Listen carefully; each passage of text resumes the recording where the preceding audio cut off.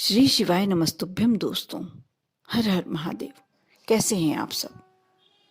स्वस्थ और सुरक्षित होंगे, सुखी और समृद्धशाली होंगे। दोस्तों, मधुमक्खी जो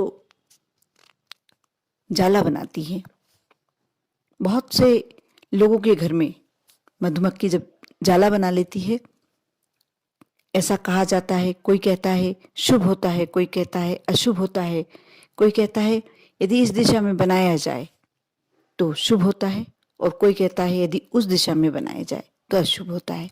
ये एक अलग बात है।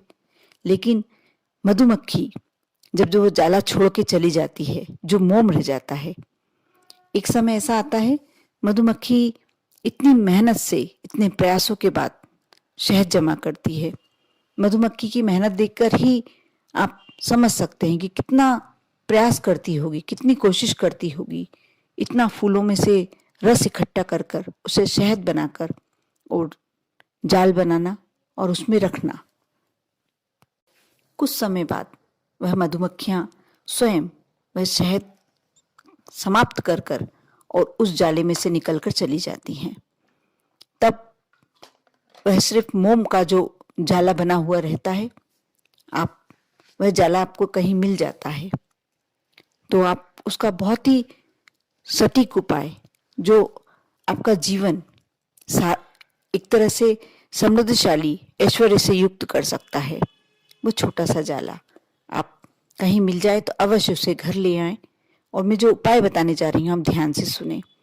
आप शुरू से अंत तक इस वीडियो को अवश्य देखें। अच्छा लगे तो लाइक करें, और यदि आप मेरे चैनल पर नए हैं तो सब्सक्राइब करें। दोस्तों, वह जाला आपको कहीं भी मिल जाए, आप प्रयासरत रहें, किसी से बोल कर रखें, लेकिन आप इस बात का विशेष ध्यान रखें, जब उसमें मधुमक्खियां रहें तब उस छाते को आप ना तोड़ें, उस छाते को लाने का प्रयास ना करें। मधुमक्खियां उसमें से निकल गई हों, उड़ गई हों, उसमें शहद पूरा खत्म हो जाता है, समाप्त हो जाता है, तब उस छाते को आप लेकर आए घर पर। वह किसी भी के लिए भी यूज का नहीं रहता है, इसलिए कोई भी आसानी से आपको दे देगा। दोस्तों, वैसे तो सुनसान एरिया में, जंगली इलाकों में मिल ही जाता है। आप किसी से कह के रखेंगे तो इजीली आपको मिल जाएगा। आप वह छाता बुलवा लें और उसको पीस लें। पीसने के बाद जो एक मिश्रण टाइप हो जाएगा, वह वैक्स हो जाता है, मोम समान हो जाता है वो। उसके आप दीपक बना लें, 9 दीपक। अब आपको क्या करना है, जो 2 फरवरी को नवरात्रे, गुप्त नवरात्रे आ रहे हैं, उसमें आपको ये कार्य करना है। आप उस मोम से, जो वैक्स से आपने 9 दीपक बनाने हैं, और उसमें एक बत्ती या तो तिल के तेल की या शुद्ध घी की आप बत्ती लगा लें। और यदि आप घर में देवी जी बिठालते हैं, पूजन करवाते हैं, वो एक अलग बात है, वह आप कर सकते हैं। लेकिन यदि आपको सिर्फ ये उपाय करना है तो भी आप कर सकते हैं। आप अपने घर के मंदिर में, यदि आपने देवी की प्रतिमा रख के रखी है या देवी की फोटो है, उनके समक्ष नहीं है तो भी उनके नाम से आप दीपक लगा लें। और माँ का कोई भी मंत्र, माँ काली का मंत्र, चामुंडाय नमः, कोई भी मंत्र आप ले लें और 11 बार, 21 बार, जितनी बार आप कर सकते हैं वह करें। उनके समक्ष वह दीपक प्रज्वलित होता रहना चाहिए। एक दीपक आपको रोज करना है, और ये कार्य आपको 9 दिन तक एक ही समय पर करना है। आप समय बदले नहीं, आप देख लें कि किस समय आपको आसानी से आप कर सकते हैं, वह टाइम लें। और स्वच्छ वस्त्र धारण करें। सबसे पहली शर्त आपके साथ ये होनी चाहिए कि आप स्वच्छ वस्त्र धारण करें। और आपने दीपक प्रज्वलित किया, आपने जितनी बार आपको जाप करना है, आप 108 मनके से माला से जाप करना चाहें तो भी कर सकते हैं। और जो भी आपकी समस्या है, धन संबंधी, पैसे संबंधी या और कोई समस्या, आप अपनी जो भी मनोकामना है उस दीपक के समक्ष कहें, मन ही मन कहें, प्रार्थना करें। और उस दीपक को ले जाकर आपका जब ये कार्य हो जाए तो आप खुली छत पर उस दीपक को रहने दें। एक प्लेट में रखकर और छत पर रखे आए। लास्ट में वह दीपक पूरा बत्ती के साथ, क्योंकि मोम ही होता है ये, तो पूरा जल जाएगा। आपका 1 दिन का कार्य हो गया। इस तरीके से आपको 9 दिन तक लगातार करना है। 9वें दिन जो उसका बचा हुआ है, यदि कुछ बचता है वह आप ले आके नदी में प्रवाहित कर दें या किसी वृक्ष के नीचे डाल दें। आपको 9 दिन तक लगातार अपनी मनोकामना, एक ही मनोकामना कर सकते हैं आप, बार बार अलग अलग मनोकामनाएं नहीं कर सकते। जो भी आपकी ऐसी मनोकामना है जो आपको पूरा करना ही है, लेकिन इसके लिए आपको लगातार 9 दिन तक करना पड़ेगा। यदि किसी कारण आप 9 दिन नहीं कर पा रहे हैं तो आप 9 दीपक बनाकर लास्ट दिन, नौमी या अष्टमी के दिन ये कार्य कर सकते हैं। एक ही बार में पूरे दीपक लगा लें और माँ के समक्ष रखकर उनकी कोई भी मंत्र का जाप करें।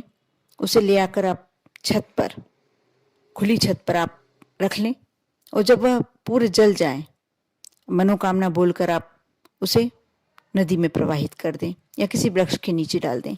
आप देखना, आपकी जो भी मनोकामना होती है, जो भी आपकी इच्छा होती है, यदि आप पर कर्ज बहुत अधिक चढ़ा हुआ है तो भी आप देखना कितनी जल्दी आपको उस कर्ज को उतारने के रास्ते नजर आने लगेंगे। या आप माँ लक्ष्मी की कृपा आप पर नहीं हो पा रही है, दरिद्रता ने आपके घर में निवास करके रखा है, वह भी समस्या बहुत जल्दी दूर हो जाएगी। आप ये कार्य अवश्य करें। ये जो माघ महीने की गुप्त नवरात्रे आ रहे हैं, बहुत ही अचूक इसमें जो भी उपाय किया जाता है, और ये बहुत ही अच्छा उपाय है। कहते हैं कि जो मधुमक्खी का मोम होता है, वैक्स होता है, जो उसके छत्ते का वैक्स होता है, एकदम पवित्र होता है। उसमें शहद हम हर पूजन पाठ में भोलेनाथ को जब भी आप समर्पित करते हैं शहद, तो आपको मोक्ष की प्राप्ति होती है। इसलिए ऐसा कहा जाता है कि जो मोम होता है, छत्ते का मोम, वह एकदम पवित्र होता है।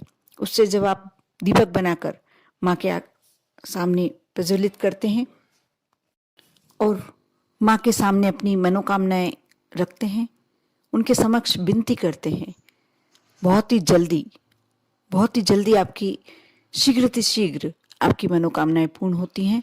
आप अवश्य कर देखें। आप यदि छोटे छोटे उपाय करके, क्योंकि ऐसा कहा जाता है गुप्त नवरात्रे अपने आप में एक बहुत ही शक्तिशाली तंत्र मंत्र या कोई भी उपाय के लिए बहुत ही शक्तिशाली होते हैं। और साथ ही जो ये मधुमक्खी का छत्ता बहुत ही शुद्ध और पवित्र चीज होती है। इसे जब माँ का दीपक प्रज्वलित किया जाता है माँ की पूजन के लिए, तो बहुत ही जो भी उपाय आप करते हैं, जो भी आप मांगते हैं, मनोकामना अपनी रखते हैं, आपकी अवश्य पूरी होती है। आप इतना बस आपको ध्यान रखना है कि पवित्रता पर पूरा ध्यान रखना है। जो भी आप वस्त्र पहनते हैं वह स्वच्छ होना चाहिए। साथ ही आप 9 दिन जिस समय कार्य करते हैं, यदि अष्टमी नवमी तिथि पे करते हैं तो आप सात्विक भोजन करें। बस इन बातों का यदि आप ध्यान रखते हैं तो आप जो भी मनोकामना से करते हैं उपाय, आपकी वह मनोकामना अवश्य पूर्ण होगी। आप पर और आपके पूरे परिवार पर माँ की कृपा हमेशा बनी रहे। ओम नमः शिवाय।